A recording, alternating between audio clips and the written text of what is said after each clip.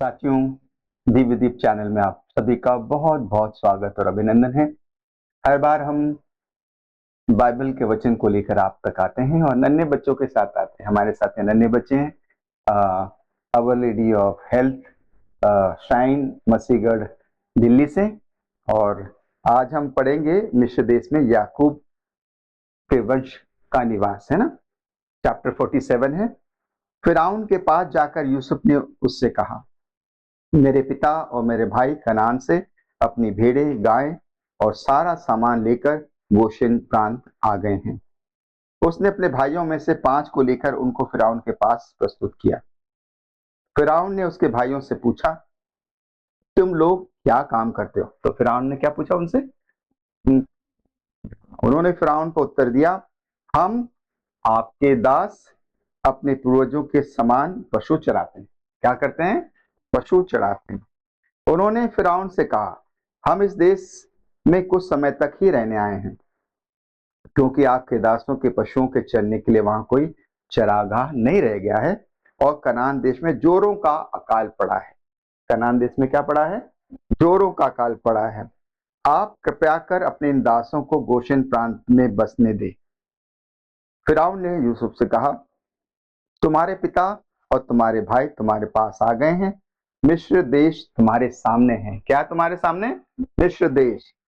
देश के सर्वोत्तम भाग में अपने पिता और अपने भाइयों को बसा दो।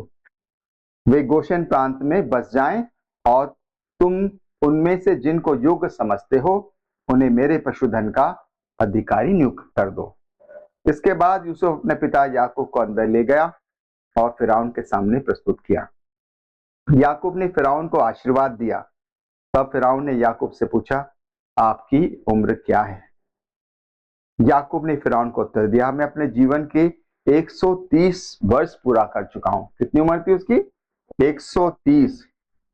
मेरे जीवन के ये वर्ष बहुत अधिक नहीं हैं और कष्ट में बीते हैं। ये मेरे पूर्वजों के जीवन काल के बराबर नहीं है। याकूब ने फिरौन को फिर आशीर्वाद दिया और फिरौन से विदा लेकर चला गया। इसके बाद यूसुफ ने फिरौन की आज्ञा के अनुसार अपने पिता और अपने भाइयों को मिस्र देश के सर्वोत्तम भाग रामसेस प्रांत में बसा दिया। कहां बसा दिया? हाँ, रामसेस प्रांत। यूसुफ ने अपने पिता, अपने भाइयों तथा अपने पिता के सारे परिवार के लोगों के लिए उनकी संख्या के अनुसार भोजन का प्रबंध किया। अकाल के समय यूसुफ का प्रबंध। घोर अकाल के कारण उस समय सारे देश में अनाज की कमी थी और इसलिए मिस्र और कनान दोनों अकाल के कारण त्रस्त थे, है ना। सब लोग दुखी थे, है ना। खाना पीना कुछ नहीं मिल रहा था। लोगों द्वारा अनाज खरीदे जाने के कारण मिस्र और कनान देश का सारा रुपया पैसा यूसुफ के पास इकट्ठा हो गया। किसके पास इकट्ठा हो गया? यूसुफ ने उसे फिरौन के कोष में जमा कर दिया। जब मिस्र और कनान देश के रुपये समाप्त हो गए तब सब मिस्री यूसुफ के पास आकर कहने लगे, हमारे पास पैसा नहीं रहा, लेकिन हमें खाना दीजिए। क्या हमें आपके सामने मरना पड़ेगा? यूसुफ ने उत्तर दिया, यदि तुम्हारे पास पैसा नहीं रहा तो तुम मुझे अपना पशुधन दे दो। क्या दे दो? पशुधन। मैं पशुओं के बदले तुम्हें अनाज दूंगा। इसलिए वे यूसुफ के पास अपना पशुधन ले आए और यूसुफ ने उनके घोड़ों, भेड़ बकरियों, गायों और गधों के बदले उन्हें अनाज दिया, है ना। इस वर्ष उसने उनके सारे पशुधन के बदले अनाज दिया। जब वो साल बीत गया तो दूसरा साल वे फिर उसके पास आकर कहने लगे, हम अपने स्वामी से बात नहीं छिपा सकते कि हमारे पास पैसा समाप्त हो गया। क्या समाप्त हो गया? हमारा पशुधन भी स्वामी का हो गया है। अब अपनी भूमि और शरीरों के सिवा हमारे पास कुछ नहीं, है ना। क्या हम आपके सामने मर जाएं और हमारी भूमि नष्ट हो जाए? आप अनाज के बदले हमें और हमारी भूमि खरीद ले। हम अपनी भूमि सहित फिरौन के दास बन जाएंगे। हमें अन्न दीजिए जिससे हम जीवित रह जाएं, मरे नहीं और हमारी भूमि उजाड़ न हो जाए। यूसुफ ने फिरौन के लिए मिस्र की सारी भूमि खरीद ली, क्योंकि घोर अकाल पड़ने के कारण सब मिस्रवासियों ने अपने खेत बेच दिए, है ना। क्या बेच दिए थे उन्होंने? खेत बेच दिए थे, क्योंकि उनके पास अनाज नहीं था खाने के लिए, केवल उनके खेत बाकी रहे थे, पैसा भी समाप्त हो गया था। इस प्रकार सारी भूमि फिरौन की हो गई। उसने मिस्र के एक छोर से दूसरे छोर तक के सभी लोगों को दास बना लिया। उसने केवल याजकों की भूमि नहीं खरीदी, क्योंकि याजकों को फिरौन से एक निश्चित राशि मिलती थी और वे फिरौन द्वारा निश्चित राशि से अपनी जीविका चलाते थे, इसलिए उन्हें अपनी भूमि नहीं बेचनी पड़ी, है ना। जो वहां पुरोहित थे उनको अपनी भूमि बेचनी नहीं पड़ी, है ना।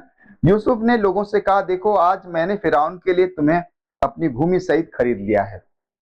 तुम्हें बीज दिया जाएगा, तुम उसे भूमि में बोओगे। तुम्हें कटनी के समय फिरौन को 5वां भाग देना पड़ेगा। शेष 4 भाग तुम्हारे खेतों के बीज के लिए, तुम्हारे और तुम्हारे घर वालों तथा बाल बच्चों को खिलाने पिलाने के लिए तुम्हारे होंगे।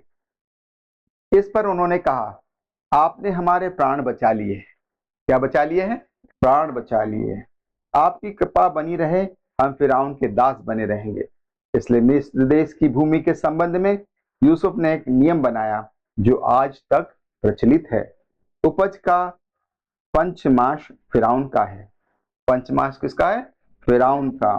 केवल याजकों की भूमि फिरौन की नहीं हुई। याकूब की अंतिम अभिलाषा। इस्राएल लोग मिस्र के गोशेन प्रांत में बस गए। उन्होंने वहां जमीन जायदाद प्राप्त कर ली, तो वे फलते फूलते रहे और उनकी संख्या बहुत अधिक हो गई। किसकी संख्या बहुत अधिक होगी? इस्राएलियों की। याकूब मिस्र देश में 17 वर्ष और जीवित रहा। कितने वर्ष तक जीवित रहा? 17 वर्ष और जिंदा रहा। इस प्रकार याकूब कुल मिलाकर 147 वर्ष जीता रहा।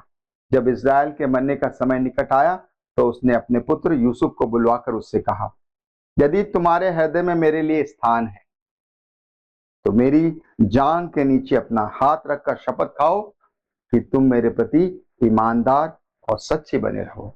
क्या शपथ दिलवाई उसने? ईमानदार और सच्चे बने रहोगे। तुम मुझे मिस्र में नहीं दफनाना। कहा नहीं दफनाना? मिस्र में। जब मैं अपने पूर्वजों की तरह मर जाऊं तो मुझे मिस्र से ले जाकर उन्हीं के समाधि स्थल में दफनाना। उसने उत्तर दिया, आपने जैसा कहा है वैसा ही करूंगा। उसने कहा, इसकी शपथ खाओ। इस पर उसने शपथ खाई। फिर इस्राएल अपने पलंग के सिंहासन पर लेट गया। तो देखा बच्चों आपने कि ईश्वर ने किस तरह याकूब को इस्तेमाल किया। उसके भाई बहन सब वहां पर आए, वंशज आ गए, उसका छोटा भाई बेंजामिन आ गया, उसका पिता इस्राएल आ गया और ईश्वर ने उन सबकी सुरक्षा की, उनको बहुत सुख दिया, धन धान्य दिया और वो ईश्वर की कृपा पात्र बने, है ना। हम सभी ईश्वर की कृपा पात्र बनते हैं जब हम ईश्वर के रास्ते पे चलते हैं। सब लोग चलेंगे ईश्वर के रास्ते पे। तो आइए हम ईश्वर का धन्यवाद करें ताली बजाकर। बहुत बहुत शुक्रिया, धन्यवाद।